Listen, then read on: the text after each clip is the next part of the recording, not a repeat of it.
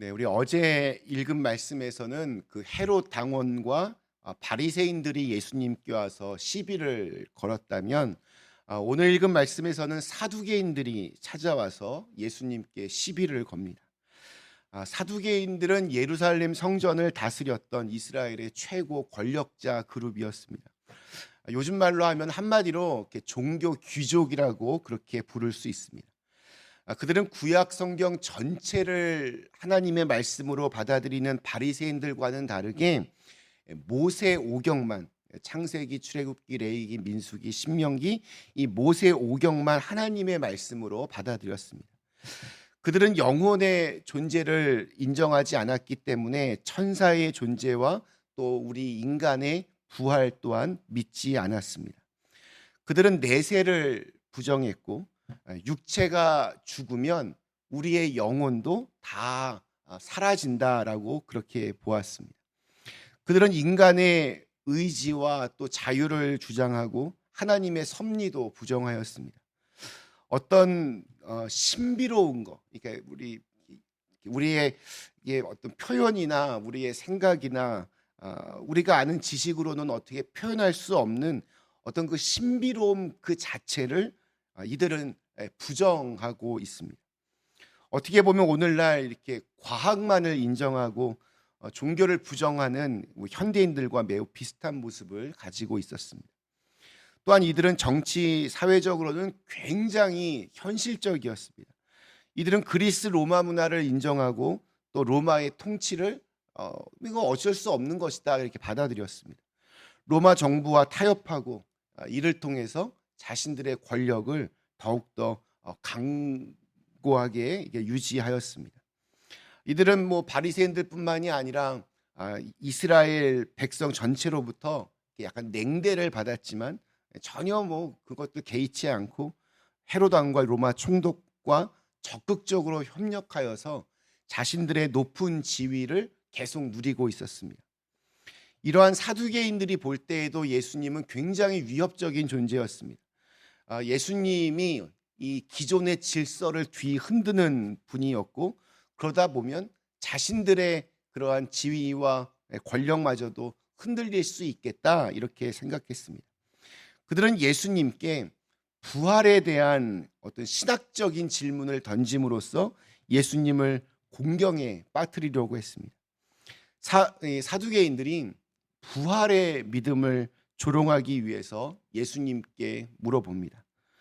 그리고 우리가 잘 아는 대로 7명의 형제와 어떻게 결혼하게 된 그런 여인을, 그런 경우가 뭐 있지 않겠지만 만약에라고 하는 걸 갖고 들어와서, 만약에 이렇게 7명의 형제와 결혼한 여인은 나중에 부활을 하면 누구의 아내가 되는가?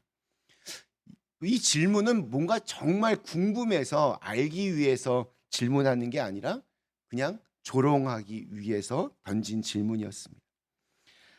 부활하면 이 여인은 누구의 아내가 됩니까? 그러면 형제간에 서로 내 부인이다, 내 아내다, 서로 이렇게 싸우는 겁니까? 이러면서 예수님의 어떤 부활에 대한 가르침에 대해서 조롱을 합니다. 예수님은 이러한 사두개인들에게, 그리고 또 오늘 우리들에게 부활에 관한 세 가지 아주 중요한 말씀을 우리에게 하십니다. 첫 번째, 우리 부활의 능력은 하나님의 능력을 믿는 믿음입니다. 우리 29절 말씀이 이렇게 기록합니다. 예수께서 대답하여 이르시되 너희가 성경도 하나님의 능력도 알지 못하는 거로 오해하였도다. 예수님은 사두개인들에게 너희들이 부활을 믿지 못하는 이유는 하나님의 능력을 모르기 때문이다, 단호하게 말씀하십니다. 우리도 하나님의 능력을 믿지 않는다면 이렇게 생각할 수 있습니다.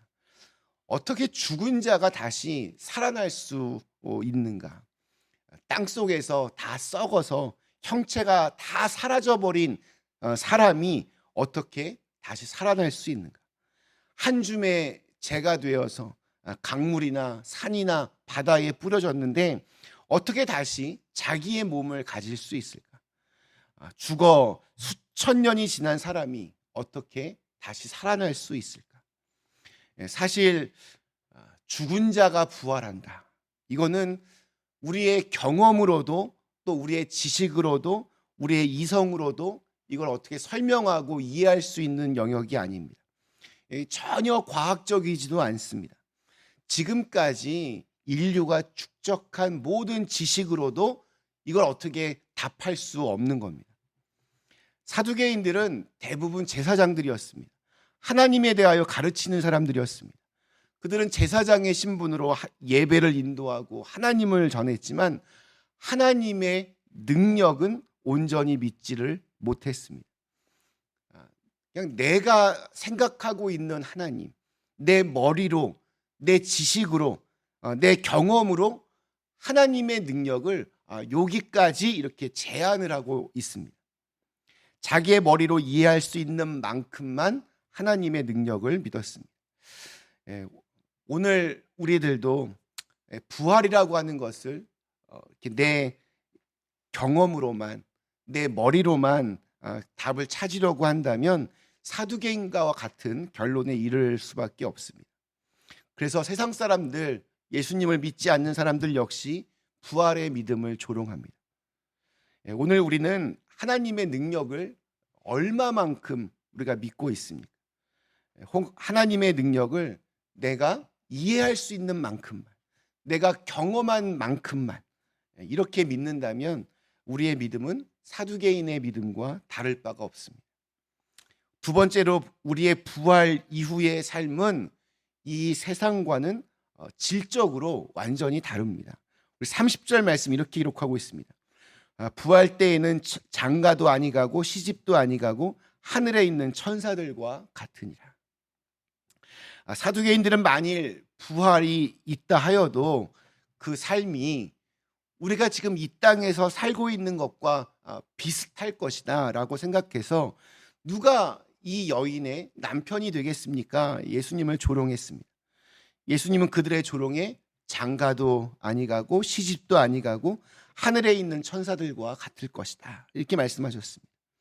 이 예수님의 말씀의 의미는 천국에서의 우리의 부활의 몸과 또 우리의 삶은 지금 이 세상에서 살고 있는 그러한 몸과 삶과는 전혀 다르다라는 것을 말씀하고 있습니다.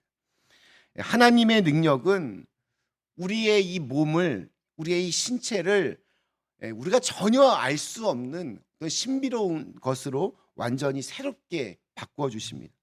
우리의 지식으로 설명할 수 없는 몸으로, 삶으로 그렇게 알려줍니다. 사도 바울은 이것을 훗날 고린도전서 15장에서 이렇게 설명합니다.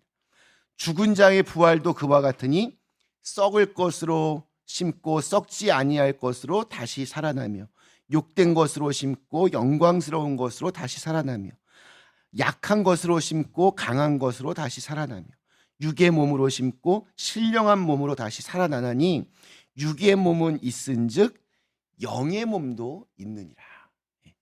영의 몸. 이게 무슨 말일까요? 사실 알 수 없습니다. 영의 몸이라는 것이 그러나 분명하게 있다. 우리의 지식과 경험으로는 알 수 없는 새로운 몸으로 우리 모두가 부활하게 될 것이다.